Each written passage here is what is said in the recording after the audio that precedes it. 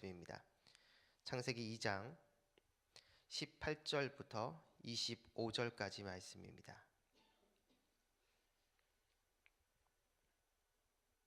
우리 다 같이 한 목소리로 읽도록 하겠습니다. 시작. 여호와 하나님이 이르시되 사람이 혼자 사는 것이 좋지 아니하니 내가 그를 위하여 돕는 배필을 지으리라 하시니라. 여호와 하나님이 흙으로 각종 들짐승과 공중의 각종 새를 지으시고 아담이 무엇이라고 부르나 보시려고 그것들을 그에게로 이끌어 가시니 아담이 각 생물을 부르는 것이 곧 그 이름이 되었더라. 아담이 모든 가축과 공중의 새와 들의 모든 짐승에게 이름을 주니라. 아담이 돕는 배필이 없으므로 여호와 하나님이 아담을 깊게 잠들게 하시니 잠들매 그가 그 갈빗대 하나를 취하고 살로 대신 채우시고 여호와 하나님이 아담에게서 취하신 그 갈빗대로 여자를 만드시고 그를 아담에게로 이끌어 오시니 아담이 이르되 이는 내 뼈 중에 뼈요 살 중에 살이라. 이것을 남자에게서 취하였은즉 여자라 부르리라 하니라. 그러므로 남자가 부모를 떠나 그의 아내와 합하여 둘이 한 몸을 이룰지로다. 아담과 그의 아내 두 사람이 벌거벗었으나 부끄러워하지 아니하니라. 아멘. 오늘 새벽에 나오신 여러분에게 주님의 은혜와 평안이 함께하기를 축복합니다. 오늘 본문은 창세기 2장 18절부터 25절까지 말씀입니다. 오늘 말씀을 통해서 하나님께서 우리에게 주시는 은혜 두 가지를 나누도록 하겠습니다. 첫 번째는 하나님께서 우리에게 돕는 배필을 주셨다라는 것입니다. 하나님께서 우리에게 돕는 배필을 주셨다. 하나님께서 이 세상을 만드신 다음 모든 것이 좋았습니다. 보시기에 좋았더라. 하나님이 자신의 감정을 이렇게 표현하시면서 하나님이 처음 만드신 이 세상에게는 어떠한 문제도 없었다라는 것을 보여주고 있는 것이죠. 그런데 하나님이 보시기에 딱 한 가지 안 좋은 게 있었습니다. 그건 바로 아담이 혼자 있는 것이었죠. 그래서 그 아담을 위해서 여자 하와를 만듭니다. 그리고 성경은 바로 그것을 돕는 배필을 만들어 주셨다라고 얘기합니다. 여기서 이 돕는 배필에 해당되는 히브리어 단어가 에제르 네게드라는 단어입니다. 이걸 정확하게 번역한다면 돕는 자라는 겁니다. 돕는 자. 근데 그냥 막연하게 돕는다라는 그 의미가 아니라 여기에는 두 가지 의미로 돕는다라는 것이 있는데요. 첫 번째는 맞은편에 서서 돕는다라는 겁니다. 맞은편에서 서서 돕는다. 보통 여자가 남자를 위해서 만들어졌다. 그래서 여성은 남성을 위해서 존재하는 것이다. 여성은 그래서 남성의 종속된 존재다. 보통 흔히 이렇게 얘기하시는 분들이 계십니다. 그런데 처음 하나님이 여자를 만들 때는 남성에게 종속된 존재로 만든 것이 아닙니다. 서로 마주 보면서 동등한 위치에서 서로 돕게끔 그렇게 만든 것이죠. 물론 타락 이후에 인간 사회가 남성 위주의 사회로 흘러갔고 그래서 여성이 남성의 종속된 위치로 나타났지만 적어도 태초에 하나님이 처음 남자와 여자를 만들 때는 여자가 남자의 종속된 존재 그것이 아니라 서로 마주 보면서 대등한 위치에서 서로 돕게끔 그렇게 만드셨다라는 것이죠. 돕는 배필의 두 번째 의미는 대항하면서 돕는다라는 의미가 있습니다. 대항하면서 돕는다. 그러니까 그냥 무조건 찬성하고 무조건 동조하면서 그렇게 돕는 것이 아니라 서로 반대 의견을 내세우면서 돕는다라는 의미가 있다는 거죠. 그러니까 쉽게 예를 든다면 이런 겁니다.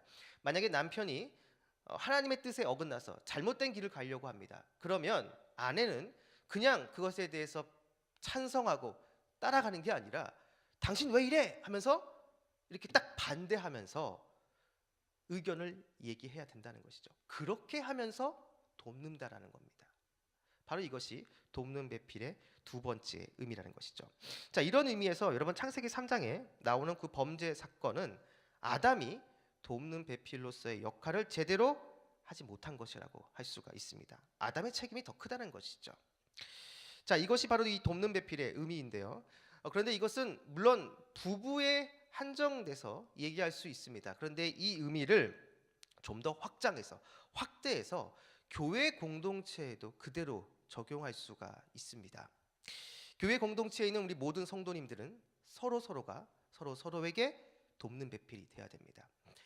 예수 그리스도를 중심으로 하나가 된 우리 성도님들, 하나의 그 공동체 안에 있는 성도님들은 서로가 대등한 위치에 있는 존재라는 것이죠. 물론 직분이 있습니다. 교회 안에 직분이 있죠. 근데 그 직분은 계급이 아닙니다. 내가 장로라고 보통 성도님들을 그냥 하대하고 내려다보서는 안 된다라는 것이죠.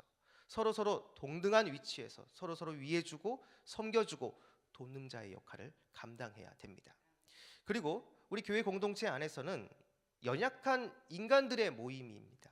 그렇다 보니까 때로는 우리 교회 공동체가 하나님 기뻐하지 않는 방향으로 나갈 수도 있습니다. 바로 그럴 때 그냥 다 따라가는 것이 아니라 그것에 대해서 그것이 진짜 하나님이 기뻐하지 않는 것이라고 한다면 우리 성도님들은 그냥 따라가는 것이 아니라 그것에 대해서 그건 아닙니다라고 이야기할 수 있어야 된다는 것이죠. 일례로 최근에 논란이 됐던 대형교회 세습 문제가 그렇습니다.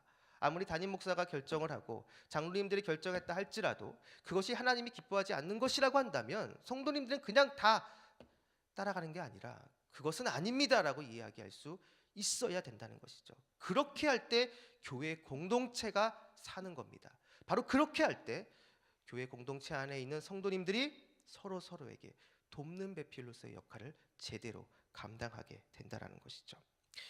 저는 우리 성락성결교회 성도님들이 이러한 모습이 있었으면 좋겠습니다. 서로 대할 때 대등한 위치에서 동등한 위치에서 서로 섬겨주고 서로 위해주며 서로 돕는 모습, 그리고 만약에 우리 공동체가 주님이 기뻐하지 않는 모습으로 나아갈 때 그것을 그냥 따라가는 것이 아니라 그것을 그냥 찬성하며 아무 생각 없이 그냥 가는 것이 아니라 그것은 하나님이 기뻐하는 것이 아닙니다라고 과감하게 직언하고 이야기할 수 있는 그러한 모습, 바로 그 모습이 우리 말씀상 공동체 성락성결교회 안에 있기를 주님의 이름으로 축원합니다. 자, 두 번째, 오늘 본문을 통해서 우리가 배울 수 있는 것은 약자를 배려하는 모습, 바로 그것이 에덴의 모습이라는 것입니다. 약자를 배려하는 모습, 바로 그것이 에덴 동산의 모습이라는 것이죠. 24절을 한번 보겠습니다. 24절 우리 다 같이 한번 읽겠습니다. 시작. 남자가 부모를 떠나 그의 아내와 합하여 둘이 한 몸을 이룰지로다. 아멘. 자, 하나님께서 여자를 만드시고 나서 이 24절의 말씀이 나옵니다. 그런데 이것은 하나님께서 하신 말씀이 아닙니다. 그리고 아담이 한 말도 아닙니다. 이거는 지금 창세기를 쓴 이 기자의 의견입니다. 근데 여러분 좀 이상하지 않습니까? 이 창세기가 처음 쓰여졌을 때 여러분 그때는 철저한 가부장적 사회입니다. 남성 위주의 사회인 것이죠. 그렇다면 여러분 그 사회 안에 살고 있는 사람이 오늘 이 창세기 이 24절을 읽어보면 이해하기가 참 힘듭니다. 오히려 이렇게 써야지 맞습니다. 이러므로 여자가 부모를 떠나 그의 남편과 합하여 한 몸을 이룰지로다. 여자가 부모를 떠나는 게 맞습니다. 가부장적 사회에서는 남자가 부모를 떠나는 게 아니라 여자가 자기 부모를 떠나서 남자에게 가는 게 맞습니다. 대표적으로 여러분 창세기 안에 리브가가 그렇죠. 리브가가 자기 부모와 가족들을 떠나서 남편인 이삭에게로 왔습니다. 가부장적 사회에서는 여자가 부모를 떠나는 게 맞죠. 그런데 오늘 본문 24절에는 이걸 거꾸로 표현하고 있다라는 겁니다. 왜 그런가? 이것에 대해서 샌드라 리히터라는 여성학자가 재미난 해석을 합니다. 그게 뭐냐면 처음에는 하나님이 남자와 여자를 만들 때 동등하게 만들었다라는 것이죠. 그런데 범죄 사건, 타락 이후에 나타나는 이 사회 현상은 여성이 남성에게 종속된 위치가 됐다라는 겁니다. 남성이 강자가 됐고 여성이 약자가 됐다라는 겁니다. 자, 그런 사회에서 이 창세기를 읽고 있는 사람들에게 잃어버린 이 에덴 동산을 다시 찾기 위해서, 다시 회복하기 위해서는 바로 이 24절의 모습이 있어야 된다는 것입니다. 강자가 오히려 약자의 마음을 이해할 수 있어야 된다는 것이죠. 그렇게 할 때 이 에덴 동산, 잃어버렸던 그 에덴 동산을 다시 회복할 수가 있다라는 겁니다. 다시 얘기하면 잃어버린 에덴 동산을 다시 회복하기 위해서는 강자가 약자의 마음과 처지를 헤아릴 수 있을 때 비로소 그 공동체가 에덴 동산으로 화할 수 있다라는 것이죠. 오늘 설교 처음에 제가 돕는 배필을 이야기하면서 이것은 부부에 대한 이야기이긴 하지만 이걸 좀 의미를 확장하고 확대해서 우리 신앙 공동체, 교회 공동체로 적용할 수 있다라고 이야기를 했습니다. 그래서 우리 교회 공동체 안에 있는 모든 성도님들은 서로가 돕는 배필이 돼야 된다는 것이죠. 동등한 위치에서 서로 돕고 서로 위해주며 서로 섬기는 그러한 모습이 있어야 됩니다. 그리고 혹시라도 그 교회 공동체가 밝게 나가지 않게 된다면, 하나님의 뜻에 어긋나 간다면 그것에 대해서 그냥 따라가는 것이 아니라 반대 의사를 내세우며 그것에 대해서 직언할 수 있어야 된다고 했습니다. 그리고 한 가지 더, 우리 교회 공동체 안에 약한 지체를 배려하고 위하는 모습이 있어야 됩니다.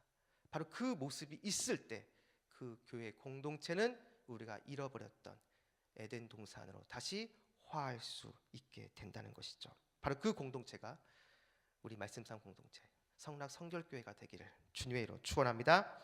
기도하겠습니다. 우리의 모든 것 되시는 아버지 하나님, 우리 말씀상 공동체 성락 성결교회의 모든 성도님들이 서로에게 돕는 배필이 될 수 있도록 도와주시옵소서. 주님 안에서 서로 섬기며 도와주고 우리가 바른 길을 가지 못할 때 주님의 뜻을 말해줄 수 있는 성도님들이 되게 하여 주시옵소서.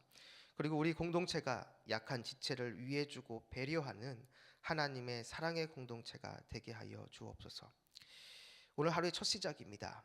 오늘 하루 동안 이곳에 계신 성도님들과 함께 해주셔서 오늘 하루 길의 위험과 사람의 위험과 여러 환경의 위험으로부터 우리 지켜주시고, 그럼 무엇보다 우리 마음 가운데 우리 끊임없이 유혹하는 음란과 거짓과 교만과 탐욕의 유혹으로부터 우리를 건져 주시옵소서. 감사드리며 예수님의 이름으로 기도했습니다. 아멘. 오늘 공동기도문은 선교입니다.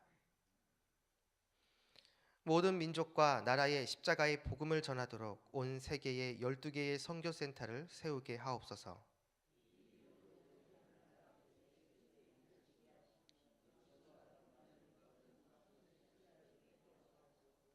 성경에 기록된 약속대로 주님께서 다시 오실 때까지 이 아름다운 발걸음이 강물처럼 들풀처럼 이어지게 하시고 주님의 뜻이면 어디든 순종하며 나가는 선교 공동체이게 하옵소서.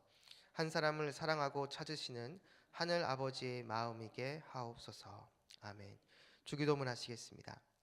하늘에 계신 우리 아버지, 아버지의 이름을 거룩하게 하시며 아버지의 나라가 오게 하시며 아버지의 뜻이 하늘에서와 같이 땅에서도 이루어지게 하소서.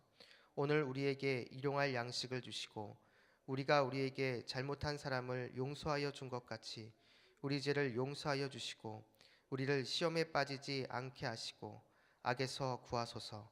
나라와 권능과 영광이 영원히 아버지의 것입니다. 아멘. 지금 들은 말씀이 내 삶으로 이어지게 하옵소서. 올해 우리 교회에 주신 말씀을 붙잡고 영적 예배를 회복하게 하옵소서. 교구별 대신방을 통하여 가정마다 복받게 하시고 은혜와 사랑이 넘치게 하옵소서. 오늘 여전도회 기도회에 큰 은혜를 주옵소서. 말씀 사경에 예비하신 은혜를 부어 주옵소서. 꿈새 사순절을 사모하며 성령님의 역사를 기대하게 하옵소서.